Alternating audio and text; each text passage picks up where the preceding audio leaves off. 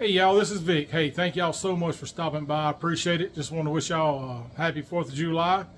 I've rushed around here and put together a red, white, and blue tool for 4th of July.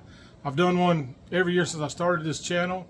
I think last year I did a 50s piggy bank. It was a penny launcher. It launched pennies up into it.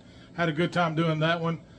I had more time. This one I crammed in to doing just this morning. So hopefully paint dries here. And I'm doing the intro now, so because I got up early this morning and started on it, and hadn't been putting out as many videos.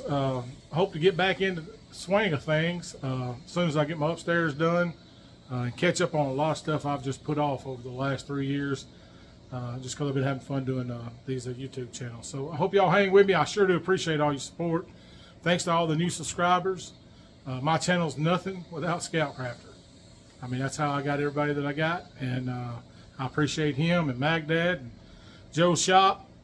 Man, all these guys, they help everybody along the way. I try to do the same to other people.